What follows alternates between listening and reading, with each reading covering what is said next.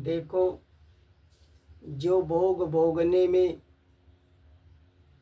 जो मानव का शरीर पा करके लगे हुए हैं, जो धन दौलत कमाकर सुख भोगने में लगे हुए हैं, मान के लिए कि हमारा मान हो नाम हो, तो यह भोग ही मानव का पाप में लेकर जाता है और भोग ही पाप करवाता है। यह भोग देवराज इंद्र, देवताओं के जो राजा इंद्र हैं, देवराज इंद्र को भी भोग ने नहीं छोड़ा और देवराज इंद्र भी सुख भोगने में, भोग को भोगने में पाप कर बैठे। इसी पर आधारित, भोगों पर आधारित एक कथा है, ध्यान से सुनो। भोगों के बाहुल्य से पाप में प्रवृत्ति और पाप आचार से हानि। व्यास जी के एक महातेजस्वी शिष्य थे जैमिनी। जैमिनी ने 4 ज्ञानी पक्षी थे। उन 4 ज्ञानी पक्षियों से प्रश्न किए। आखिर यह 4 ज्ञानी पक्षी कौन थे? यह 4 ज्ञानी पक्षी बहुत बड़े तपस्वी ऋषि के पुत्र थे और 4 ज्ञानी पक्षी भी बहुत ज्ञानी ऋषि थे। भले पक्षी का शरीर पाए थे। इन चारों पक्षियों के पिता ने श्राप दिए थे।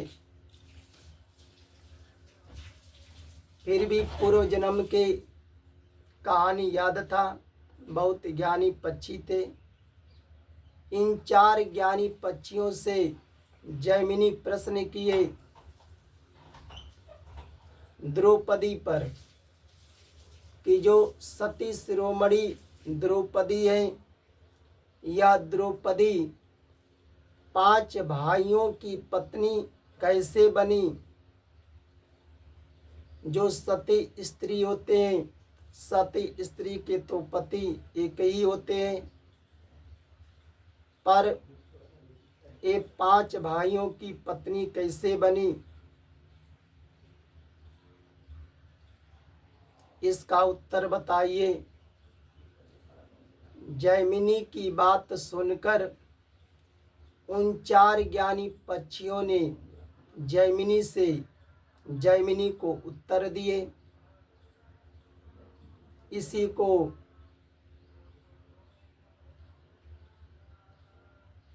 हमारे द्वारा सुनो। प्राचीन काल की बात है। बहुत ही पुराने समय में एक बार देवताओं के राजा देवराज इंद्र ने त्वष्टा प्रजापति के पुत्र थे विश्वरूप। त्वष्टा प्रजापति के पुत्र थे विश्वरूप। विश्वरूप को देवराज इंद्र ने वध कर दिए, मार दिए। तो किसी का वध करना, मारना अन्याय है, पाप है। अब देवराज इंद्र ने जब वध कर दिए, तब इस अन्याय पाप के कारण जो देवराज इंद्र का तेज था, वह तेज देवराज इंद्र के शरीर से निकलकर धर्मराज के पास चला गया। देखो, जैसे भगवान एक है, पर भगवान की शक्तियां अनंत है, अनंत रूपों में है। यह शरीर जो बना है, कोई शक्ति जैसे कोई आँख ने बनाया, कोई नाक, कोई कान, पर यह सब शरीर धर्म से बना है। जब यह मानव का शरीर पा करके अधर्म करने लगते हैं, तब जैसे आँख है, नाक है, कान है, हाथ है, यह भी धर्म छोड़ करके अधर्म के कारण चला जाता है, कभी कमजोर हो जाता है, शक्ति काम नहीं करती है। उसी तरह जब देवराज इंद्र ने विश्व रूप का वध कर दिए, तो देवराज इंद्र के पाप के कारण जो देवराज इंद्र का तेज था, तेज किसको कहते हैं? जो दुर्गुण दुराचार का त्याग करके सद्गुण सदाचार को ग्रहण करते हैं, उसको तेज कहते हैं। तब देवराज इंद्र का तेज जो था, वह छोड़कर धर्मराज के पास चला गया। जो धर्म के अनुसार कर्म करते हैं, उसके पास चला गया। तब देवराज इंद्र तेजहीन हो गए। देवराज इंद्र का दूसरी घटना सुनिए। देवराज इंद्र ने दूसरी बार विश्वरूप के भाई बेत्रा का वध किए। पहली बार तो विश्वरूप को मारे, पर दूसरी बार विश्वरूप के जो भाई थे वृत्र का वध कर दिए। तो वध करना अन्याय पाप ही है। तब दूसरी बात देवराज इंद्र ने जो पाप किए, उस पाप के कारण जो देवराज इंद्र का बल था, देखो बल भी साथ तभी देता है जब आप धर्म करेंगे। अधर्म करेंगे तो बल समाप्त हो जाता है। तो जो देवराज इंद्र का बल था, वह बल देवराज इंद्र के का साथ छोड़ करके वह वायु देवता में समा गया। वायु देवता जो वायु सब चीज़ों को पवित्र करती है, वायु से मनुष्य को किसी प्रकार का रोग भी नहीं होता है, और वायु भगवान की विभूति भी है। तो जो देवराज इंद्र का बल था, वह बल जा करके वायु देवता के पास चला गया। अब तीसरी घटना देवराज इंद्र का सुनिए। देवराज इंद्र ने तीसरी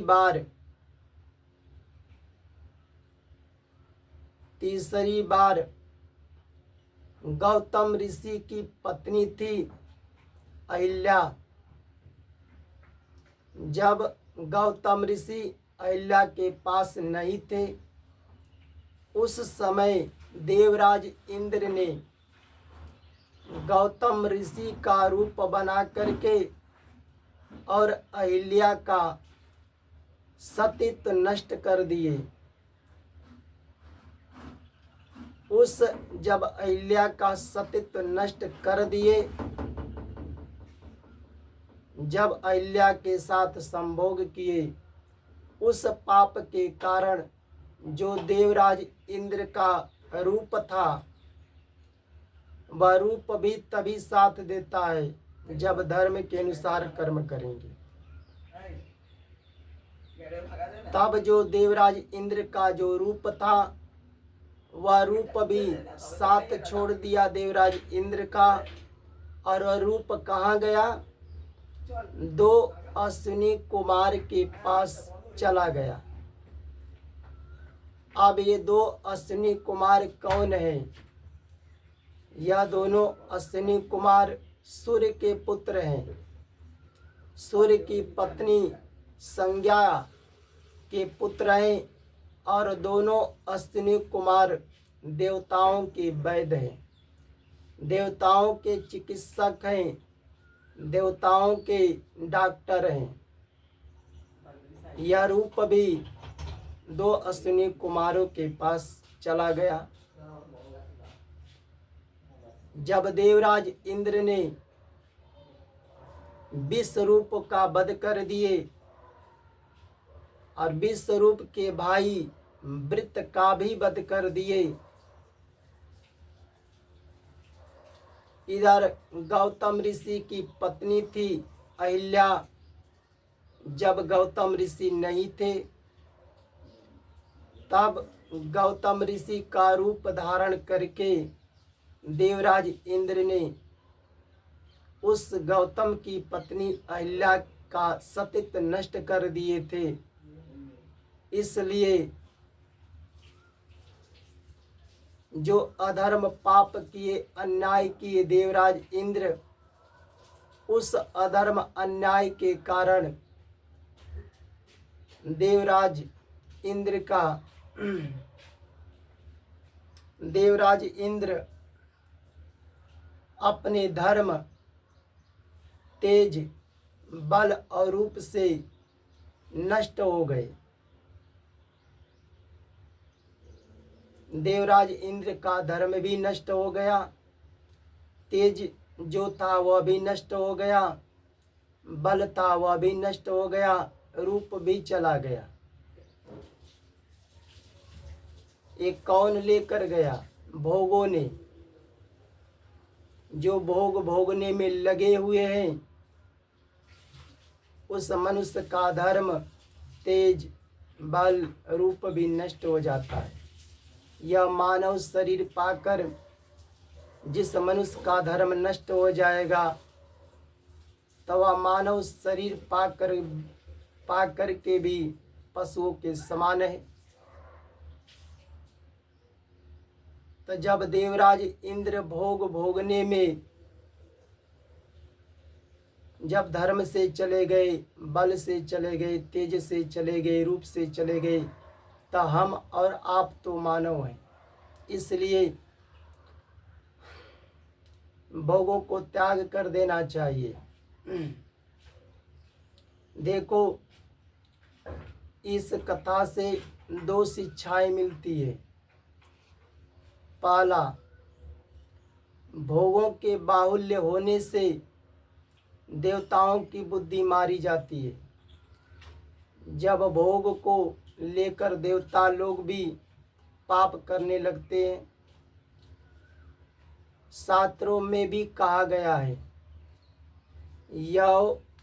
यवनम, शास्त्रों में भी कहा गया है, यवनम धन संपत्ति प्रभुत्तम अविवेकता एक एकम अपि अनर्थाय किमु यत्र च अतुष्टयम। जवानी, धन, प्रभुता और अविवेक, ये चार क्या है? चांडाल है। जहाँ यह चारों चांडाल रहते हैं वह मनुष्य का पतन कर देते हैं। तो जवानी, जब जवानी आती है, जब मानव भोगों को भोगने में लगे रहते हैं, तो शादी से पहले भी यह जवानी देख लीजिए, यह पाप की तरफ लेकर जाता है और पाप करवाता है। पर स्त्री पर मन जाता है, बुरी दृष्टि डालने लगते हैं लोग। जब यही भोग को त्याग देते हैं,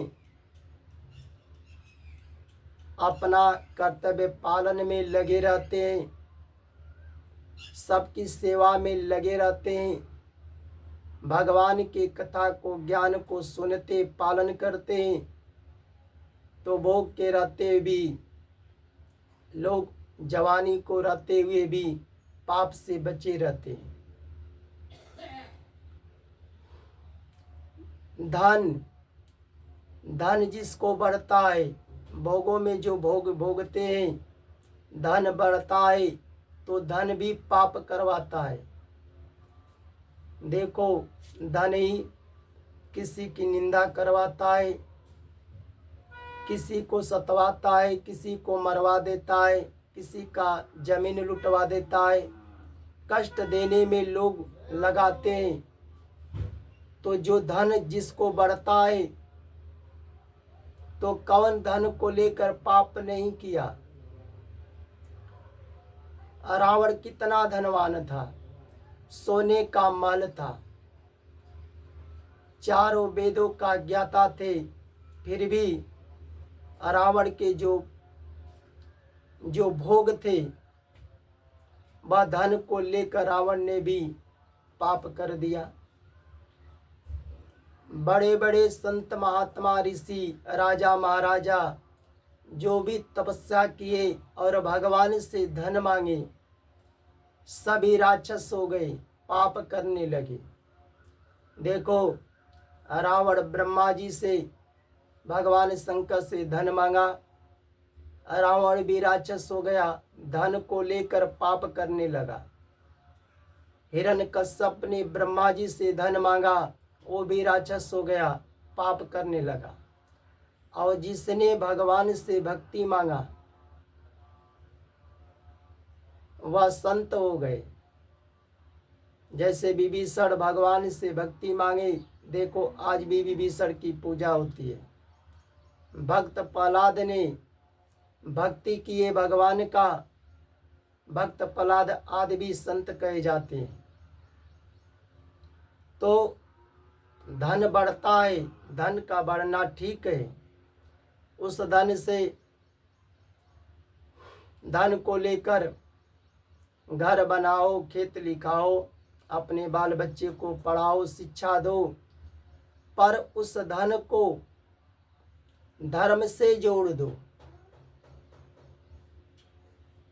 किसी भूखे को भोजन खिलाने में लगाओ, प्यासे को पानी पिलाने में लगा दो, गरीबों में दान करने में लगाओ, कोई बीमार है उसे दवा देने में लगाओ।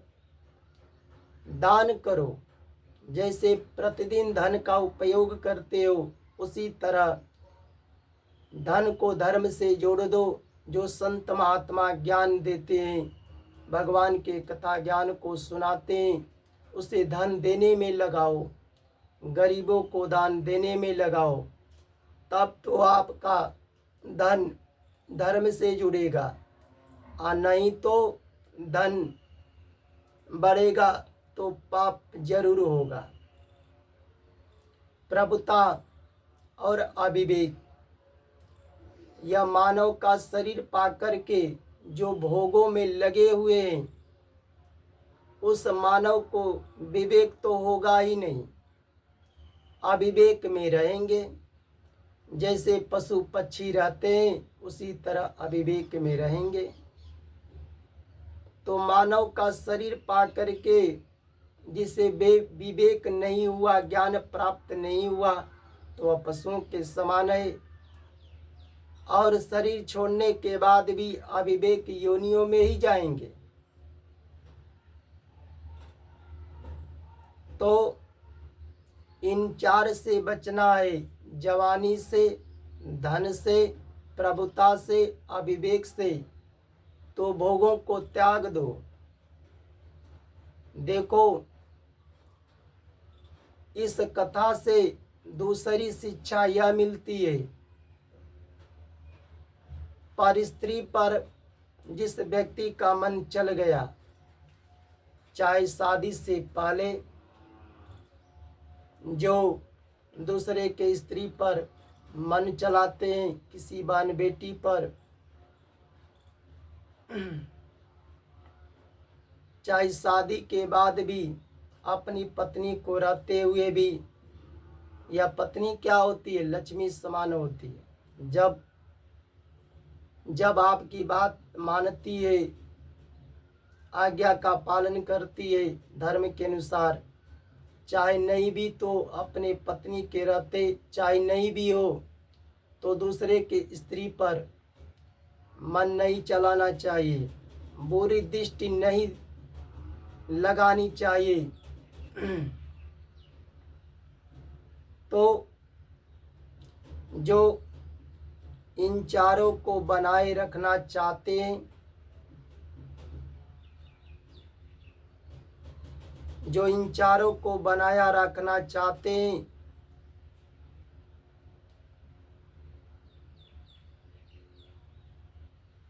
तो इन जैसे पर स्त्री जैसे पाप से बचो, भोग से बचो। यह भगवान मानव शरीर दिए हैं तो कर्तव्य का पालन करने के लिए दिए हैं, सबकी सेवा करने के लिए दिए हैं, और सत्संग से जोड़ दो। भगवान के जो कथा ज्ञान को जो देते हैं सुनो, पालन करो, धर्म के अनुसार कर्म करो।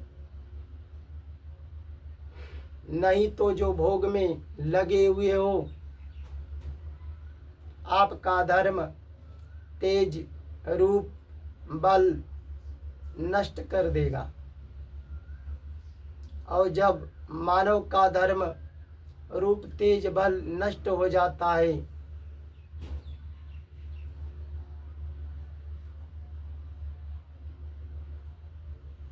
जय जय श्री राधे राधे।